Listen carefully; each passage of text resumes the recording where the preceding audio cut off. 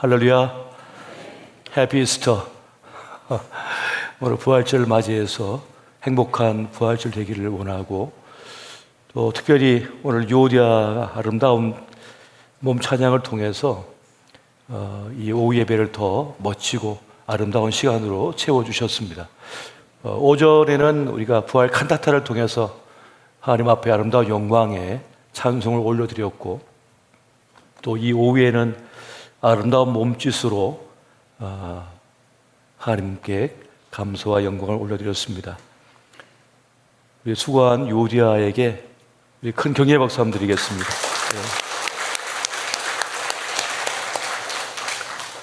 김원아 집사님은 그저께 아버님 장례셨는데 오늘 못 오실 줄 알았는데, 그래서 제가 요디아 오늘 하는가 그랬어요. 멤버가 빠지면 힘들어서. 근데 오늘 힘드신데 또 채워주셔서 멋진 무대 주님 앞에 영광 올려주셨습니다. 감사합니다. 오늘 주신 주의 말씀을 함께 보겠습니다. 누가복음 9장 23절의 말씀입니다. 우리 한 절의 말씀을 같이 한 목소리로 보시겠습니다. 자, 시작.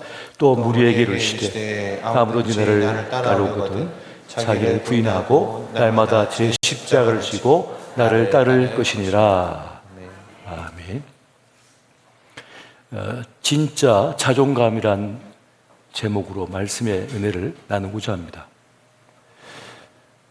오늘 본문의 말씀은 우리가 익히 아는 말씀이고, 또 이 말씀은 매우 큰 뜻을 가지고 있는 하나님의 부르심에 대한 그런 말씀이 됩니다. 근데 심리학적으로 보면 이 본문의 말씀은 건강한 자존감, 자기 존재 의식을 말하는 매우 뜻깊은 말씀도 됩니다. 자기를 아무나 부인할 수 없거든요. 이 건강한 자존감을 가지고 있는 사람이 자기를 부인할 수가 있는 겁니다. 또 자신의 십자가, 자기의 문제, 그 인생의 짐을 지고 나아가는 것, 이것 또한 건강한 자존감이 아니면 불가능한 일입니다. 그리고 또 한 가지, 자기를 내려놓고 누군가를 따른다고 하는 것, 자기를 부인하고 누군가를 따른다고 하는 것도 이 건강한 자기 존재의식이 없이는 불가능한 일이 됩니다. 그래서 매우 뜻깊은 말씀이 되는 거예요. 진짜 자존감은 자신을 똑바로 바라보는 데 있다고 하죠. 자기를 진실로 인식하는 거예요. 자신의 현실을 인정하는 거죠. 자기의 부족을 인정하는 겁니다. 자신의 약함을 인정하는 겁니다. 이게 건강한 자존감의 모습이라는 거예요.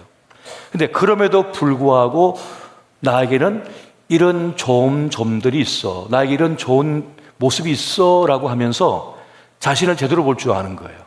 어떤 부분은 약하고 어떤 부분은 부족하지만 나에게 이런 좋은 장점도 있고 가능성이 있어 라고 하면서 자기의 존재를 의식하는 겁니다. 이게 진짜 건강한 자존감의 모습이라는 겁니다.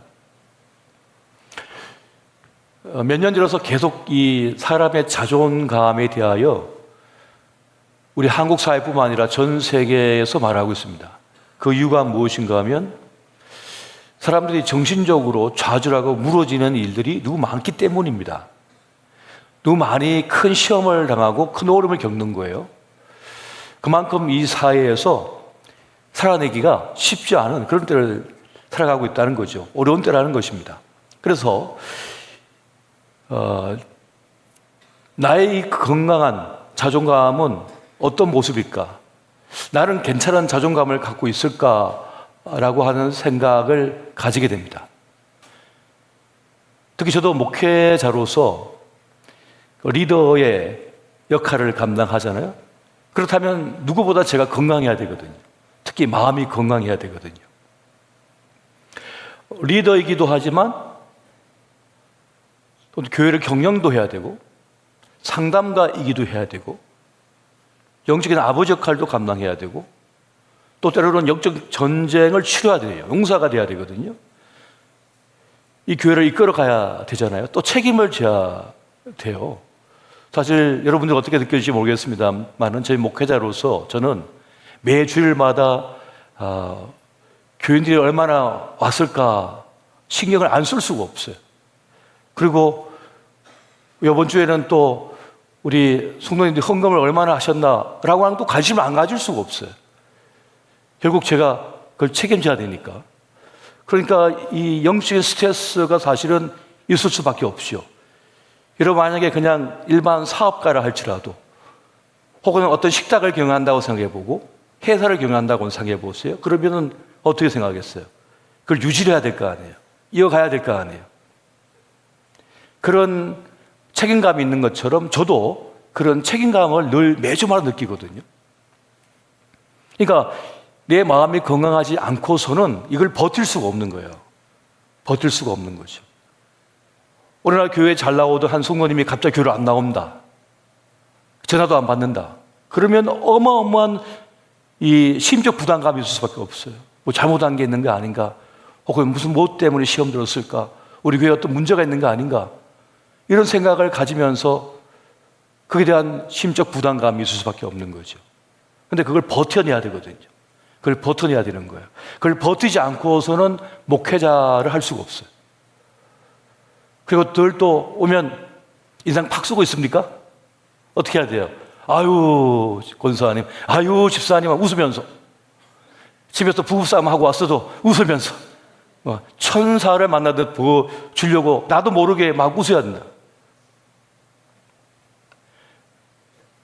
그러니까, 사실은 저뿐만 아니라 우리 모든 성도님들, 우리 청년들도 다 마찬가지겠죠. 각자 위치에서 살아내려 하면 이 세상의 파도가 쉽지가 않은 거예요. 쉽지가 않은 겁니다. 그렇기 때문에 이 건강한 마음을, 건강한 몸을 또 유지해야 되거든요. 그런 의미에서 여러분들이 여러분의 자존감이 건강한지를 한번 테스트해 볼 수 있는 세 가지 요소가 있습니다. 조건이 있습니다. 그 첫 번째는 과시하지 않는다입니다. 진짜 건강한 자존감을 갖고 있는 사람은 과시하지 않습니다. 이미 자신이 괜찮다고 여기기 때문에 뭘 그렇게 굳이 어떤 너무 비싼 옷이나 어떤 외형적인 것을 가지고 과시하지 않아요. 막 잘 보여주려고 어떻게 한번 하려고 하지 않는단 말이에요. 이미 나는 괜찮다고 여기기 때문에 막 덩치 크게 보일 필요도 없고요. 키가 크게 보일 필요도 없는 거예요. 이미 나는 괜찮다고 생각한 사람은 그렇게 겉으로 드러난 것으로 해서 남을 기죽이려고 하지 않는단 말이죠. 그래서 과시하지 않는 것입니다. 또 한 가지는 누군가의 비판을 잘 수용합니다. 어떤 사람의 어떤 지적을 받는다고 한다든지 조언을 받으면 그거를 잘 수용을 해요. 이미 나는 괜찮다고 여기기 때문에 어떤 부분에 대하여 지적을 받거나 혹은 권면을 받거나 혹은 조언을 들으면 아 그래요? 아 그러면 그걸 내가 바꿔야겠네. 내가 그걸 바꾸면 되겠다. 고마워요. 이렇게 해본단 말이죠. 그걸 수용해버리는 거죠. 그런데 이 건강하지 않으면 어떡합니까? 지적당하는 것을 공격받는다고 여기는 거죠. 그리고 그것을 내가 없어지거나 내가 위태롭다고 느끼게 돼요.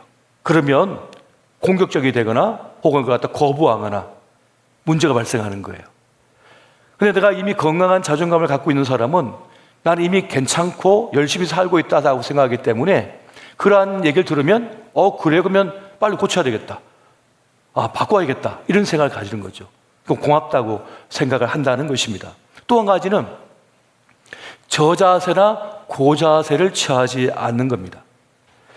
누군가 나에게 부탁을 하면 어떤 분들은 거절을 못하는 거예요. 내가 거절하면 그 사람이 나를 싫어할까 봐 혹은 그 사람과 나의 관계가 틀어질까 봐 그 사람을 잃어버릴까 봐 거절을 못하는 거예요. 부탁을 받으면. 그런데 건강한 자존감을 갖고 있는 사람은 어떤 부탁을 받으면 내가 할 수 있는 일이면 해주고 할 수 없는 일이면 미안한데 내가 정말 시간이 없다. 내가 도와주고 싶지만 시간이 없어요. 라고 정당하게 거절을 합니다. 수용할 건 수용하고 거절할 건 거절할 수 있는 사람인 거예요. 그 사람이 건강한 자존감을 갖고 있는 것이죠. 그래서 어떤 일이든지 동등하게 바라보는 거예요. 그런데 어떤 분들은 너무 저자세를 취하거나 혹은 어떤 사람은 너무 고자세를 취하는 그런 행동을 취하는 것이죠. 정말 자존감이 든든한 사람은 다른 상대방을 높이 평가하기 때문에 내가 고자세를 취하지 않습니다. 내가 더 높은 직급에 있거나 상사이거나 내가 좀 더 똑똑하다고 해서 다른 사람을 내가 통제하거나 끌고 가려고 하지 않아요. 그냥 존중해요. 나도 괜찮은 사람이고 이 사람도 존중받아 마땅한 사람이다라고 생각하기 때문에 동급으로 생각해서 존중을 해주는 거예요. 그런데 자존감에 문제가 있는 사람은 너무 고자세를 취한다든가 너무 저자세를 취하는 거예요. 그래서 자기도 힘들고 다른 사람도 상처를 입힐 수가 있다는 것입니다. 여러분 어떠십니까? 세 가지 들어보니까 여러분 자존감이 충분하세요? 괜찮은 사람 같아요? 이 세 가지 조건을 보면서 나 괜찮은데 그러면 정말 괜찮은 사람인 겁니다. 그런데 내가 그랬나 싶으면 조금 자신을 돌아볼 필요가 있는 거죠. 사람은 성장해 가면서 자신의 가치를 가늠을 한대요. 우리 애기들이 이제 막 자라잖아요. 자라가면서 자기의 자존감을, 자기의 가치를 느끼기 시작한대요. 할아버지, 할머니, 아빠, 엄마, 형제들, 그리고 교회의 언니, 오빠들, 형, 동생들을 통해서 자기의 가치를 느끼기 시작하는 거예요. 그래서 제가 교회에 우리 아이들 오면 환대해달라고 그러잖아요. 예뻐해달라고 그러잖아요. 끌어안아주고 뽀뽀해주고 막 쓰다듬어 주라고 하죠. 사람들이 나를 좋아해주면, 나를 아껴주면 자존감이 높아집니다. 마음이 건강해집니다. 자신이 가치 있는 사람이라고 느끼기 시작하는 거예요. 나 괜찮은 사람이다 라고 하는 걸 느끼기 시작하는 거죠. 근데 반대로 자꾸 사람들에게 혼나거나 거절당하거나 비판을 당하거나 비난을 당하거나 손가락질을 당하는 아이는 자존감이 바닥에 떨어지게 됩니다. 그래서 자신이 쓸모없다고 느껴요. 아이가 가치 없다고 느끼기 시작합니다. 그래서 자신의 가치가 없다고, 그러니까 자기 가족 안에서 친구들 사이에서 자신의 가치가 없다고, 자신의 존재 가치를 느끼지 못하게 되어진다면 그 아이는 자기 비난과 자기 비하라고 하는 감정을 느끼기 시작한답니다. 그러면 그때부터 힘든 삶을 살게 되는 거죠. 그러니까 중요한 건 뭐냐? 가치 판단의 기준이 뭐냐는 거예요. 가치 판단의 기준이 뭐냐는 거예요. 그런데 모든 존재는 쓸모에서 비롯된다고 해요. 내가 얼마나 쓸모 있는 사람인가를 통해서 자기의 존재 가치를 경험하는 거예요. 내가 얼마나 쓸모 있는 사람이냐라고 하는 거죠. 그런데 그 쓸모는요, 어디에서 나오냐면 사회적 기여도에서 나온대요. 얼마나 기여하고 있느냐는 거예요. 가족 안에서 내가 얼마나 기여하고 있느냐는 거예요. 내가 교회 안에 얼마나 기여하고 있느냐는 거예요. 친구 또래에서 내가 얼마나 기여하고 있는 거죠. 근데 기여도가 뭐냐면 나를 소중히 여기는 마음이에요. 내가 딱 갔는데 사람들이 막 좋아해 주는 거예요. 그러면 내가 이 모임에 기여를 하고 있구나라고 생각하는 거예요. 내가 할아버지 할머니 집에 딱 갔는데 할아버지 할머니가 좋아서 어쩔 줄 몰라 행복해 웃으면서 끌어안아주고 난리가 났어요. 그러면 내가 이 집에 이 두 사람에게 내가 행복을 주고 있구나 하면서 내가 사회적 기여를 하고 있다라고 생각한다는 거죠. 그러면서 내 자존감이 나 존재 있음을 경험하게 된다는 것입니다. 자기 삶 속에서, 주변 환경 속에서, 자기가 속한 사회 속에서 그렇게 가치를 경험하는 경험이 많아질 때 사람은 나 있음, 나 존재감을 깊이 느끼게 된다는 겁니다. 물건은 얼마나 유용한 쓸모가 있느냐 가지고 가치를 규정하잖아요. 그것처럼 사람은 얼마나 그 가족에게 기여를 하고 있느냐에 따라서 자기의 가치와 쓸모를 규정하게 된다는 것입니다. 예를 들어서 어떤 아버지가 있는데 아버지가 가장으로서 역할을 안 해요. 술만 먹고 들어와서 집안을 엉망진창 만들어버려요. 아버지가 술 먹고 들어온 날만 그 집은 지옥이 되는 거예요. 만약에 그렇게 된다면. 그러면 아내에게 고통과 아픔과 지옥을 선사하고 자식들에게 절망과 고통과 가정에 대한 환상을 다 깨버리게 만들고, 그러면 그 아이들은 뭡니까? 난 결혼 안 해. 우리 아빠 같은 남자 만나면 난 결혼 안 해. 그러면 이 아빠는 그 집안에서 어떤 기여도 할 수 있는 게 아니에요. 기여하는 게 없어요. 어떤 기여도 하지 않아. 도리어 마이너스만 계속 되고 있죠. 그렇게 될 때 그 가치는 완전히 바닥이 되어지는 것입니다. 그래서 우리는 내 삶을 가치 있게 만들기 위하여서 내가 우리 가정에서 또 내 또래 공동체에서 내 주변 사람들의 관계에서 얼마나 기여를 하고 있는가, 가치 있는 그런 모습으로 서 있는가를 돌아볼 필요가 있는 겁니다. 사람들은 대부분 하나의 잣대로 자신과 타인을 평가하는 경향이 있답니다. 그리고 그 하나의 잣대로 그 사람을 평가하고 나를 평가한다는 거죠.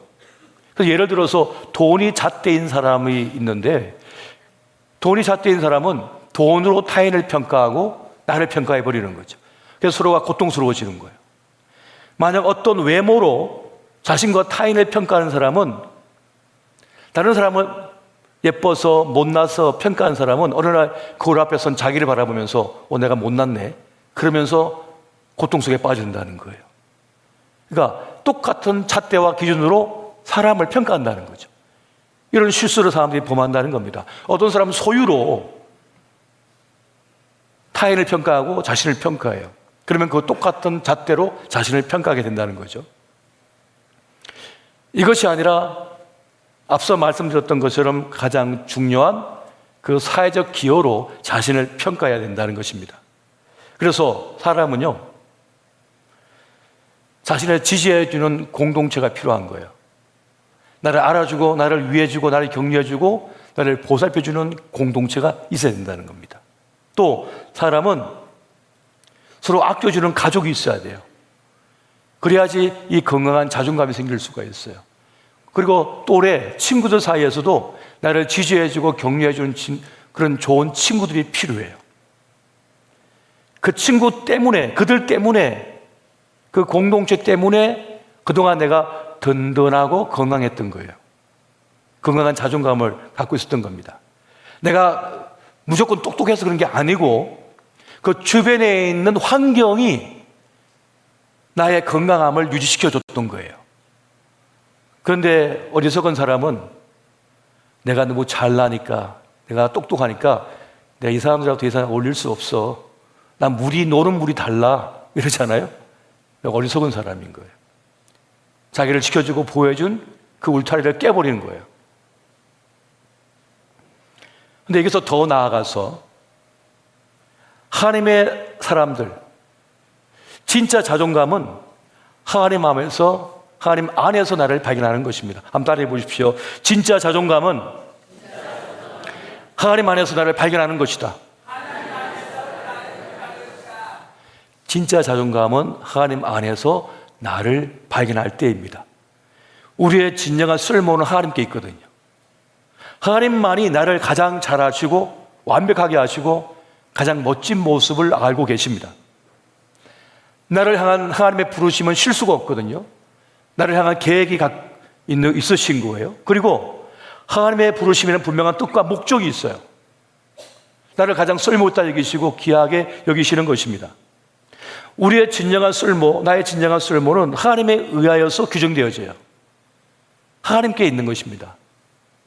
하나님께서는 우리를 통하여 하나님께 이루고자 하는 뜻이 있으셔요. 그래서 우리를 저 진흙 속에서 건져내셨습니다. 우리를 닦아서 가장 귀한 때에, 귀한 자리에, 귀한 목적을 가지고 우리를 세우셨습니다. 그거 사용하십니다. 지금은 볼품없고 보잘것 없어 보이지만 그렇지 않은 거예요. 주님께서 가장 적당한 때를 위하여 우리에게 기회의 시간을 허락하고 있는 것입니다. 나의 존재 가치, 나의 존재의 의미는 하나님께 있는 거예요. 주님께서 우리를 그렇게 바라보고 계십니다. 건축자의 버린 돌이 이 거대한 건축물의 모퉁이 돌로 사용되는 것처럼 하나님께서는 우리를 통하여 주의 뜻을 이루고자 하는 것입니다. 그리고 주님께서 말씀하는 거예요. 내가 너를 통하여 하고자 하는 일이 있다. 그 기여가 뭡니까? 하나님 나라의 일의 기여입니다. 하나님의 위대한 건축물에, 하나님의 위대한 역사 속에 우리가 기여할 바가 있다는 거예요. 우리의 쓸모가 있다고 말씀하는 것입니다. 이것을 깨닫는 사람은, 이것을 아는 사람은 자기의 존재감을 새롭게 경험하게 됩니다. 세상에서는 우리의 학교 성적표나 우리의 외모나 우리의 소유를 가지고 우리를 평가하고 가치를 매기지만은 하나님은 전혀 다르시다는 거예요. 하나님께서는 세상이 아니라 하나님의 위대한 역사를 위하여, 하나님 나라를 위하여 지금 우리를 쓰고자 선택하시고 부르셨다는 겁니다. 여기서 나 있음을 경험하는 사람은 이 세상에 던져져도 무너지지 않는 겁니다. 하나님께서 나를 사용하고 계시고 나를 통하여 하고자 하는 일이 있다는 것을 경험하고 확신하고 있기 때문에 그러한 것입니다. 지금 하나님께서 나를 통하여 하고자 하는 일이 있다는 것을 믿으시기 바랍니다. 우리의 기도를 들으십니다. 우리의 기도를 사용하십니다. 우리의 수고와 헌신의 땀을, 피 흘림을 사용하십니다. 우리를 통하여 일을 이루고 계시는 거예요. 그래서 우리 인생의 진정한 자존감의 원천은 하나님께 있는 거예요. 하나님이 나를 부르셨다, 나를 사랑하신다, 나를 통하여 일하고자 하신다라고 하는 이 사실. 그러니까 진정한 자존감은 다른 사람들이 아니라 하나님의 선택하심, 부르심, 하나님의 사용하심 때문인 것입니다. 이것을 저는 여러분들이 경험했으면 좋겠어요. 깨달았으면 좋겠습니다. 이게 정말 중요한 겁니다. 정말 중요한 겁니다. 이것을 깨닫는 사람은 일이 잘 안 풀려도 견딥니다. 버팁니다. 하나님의 자녀이고 하나님의 사람이고 하나님의 뜻에 쓰임받는 사람이다라고 하는 그 비전과 확신, 자존감을, 자기 존재의식을 갖고 있는 사람은 버텨요. 예를 들어서 내가 몸을 다쳐서 아픕니다. 그러면 세상적으로 볼 때는 노동의 가치가 없잖아요. 그가 수익을 거둘 수 있는 게 없잖아요. 그러면 경제학적으로만 보면 제로든지 마이너스잖아요. 병원비가 계속 들어가니까. 세상의 쓸모가 뭡니까? 그렇잖아요. 세상의 논리로만 본다면, 경제적 논리로만 본다면 무슨 의미입니까? 그런데 하나님의 논리를 보면 그렇지 않다는 거예요. 하나님의 시선을 보면 그렇지 않다는 거예요. 우리는 천하보다 귀한 하나님의 자녀들이고 가장 소중한 가치, 독생 성자인 예수 그리스도를 대신 하나님의 재단에 제물로 바쳐 죽게 할 정도로 귀한 존재이거든요. 여러분, 이 진리를, 이 가르침을 누가 주는 겁니까? 세상에 주는 겁니까? 하나님만이 주시는 거예요. 성령만이 우리에게 주고 있다는 거예요. 이걸 붙들고 있는 사람, 하나님 앞에서의 자신의 가치를 깨닫는 사람이라야 이 세상을 제대로 살아갈 수 있는 것입니다. 살아낼 수가 있는 거예요. 요즘 장례가 많이 있어서 부모님을 떠나보낸 분들이 많으십니다. 몇 해 전에 저희 어머님도 떠나셨는데 또 저희 장인어른도 떠나셨고요. 그런데 전에는 그렇게 건강하시고 슈퍼맨 같고 그렇게 강한 분들이 이제 연세가 드셔가지고 병상에 누워 계실 때는 정말 형편없으신 모습입니다. 병원비가 들어가죠. 또 돌봐드려야죠. 시간을 써야죠. 경제학적으로 보면 다 마이너스잖아요. 그런데 우리 인간이기 때문에 그렇지 않은 거예요. 살아 계신 것만 해도 감사한 거예요. 떠나시고 나니까 너무나 큰 상실감을 경험해요. 내 인생에 정말 소중한 자산이에요. 우리 부모님이 내 평생을 의지하고 기대고 그 품에 안아 젖을 먹고 보살핌을 받았잖아요. 그 존재의 가치가 얼마나 대단한지 연세가 늦어서 도리어 내 사랑과 내 시간과 내 물질을 다 소모하는 것 같지만 그렇지 않다는 거예요. 살아 계신 것 자체만 하더라도 너무나 고맙고 감사하더라는 겁니다. 떠나시고 나니까 너무너무 아쉬워요. 조금만 더 살아 계셨으면 얼마나 좋았을까. 조금만 더 살아 계시지. 조금만 더 살아 계시지. 그러니까 그 가치라고 하는 것은 이루 말할 수 없는 거죠. 오늘 우리는 세상의 어떤 가치나 그런 잣대가 아니라 오직 하나님을 중심으로 하나님으로 인하여 나의 존재와 의미를 발견해야 되는 것입니다. 할렐루야. 여러분, 우리는 각자 나름의 모양대로 모습대로 우리는 지음을 받았고 우리의 삶을 살아가면 되는 것입니다. 주님은 그걸 우리에게 원하시는 거예요. 너는 너만의 가치가 있다. 너만의 모양이 있다. 너만의 스타일이 있다. 너의 삶을 살라라고 말씀하는 거예요. 우리 교회는 우리 교회만의 가치가 있습니다. 우리 교회만의 가능성이 있습니다. 우리 교회에 컬러가 있는 거예요. 스타일이 있는 거예요. 특별한 면이 있는 거예요. 그것을 잃어버리면 큰 의미를 못 느끼게 되는 것입니다. 주님은 우리 각자에게 그러한 의미를 주셨습니다. 이것을 하나님 앞에 깨닫게 될 때 어떻습니까?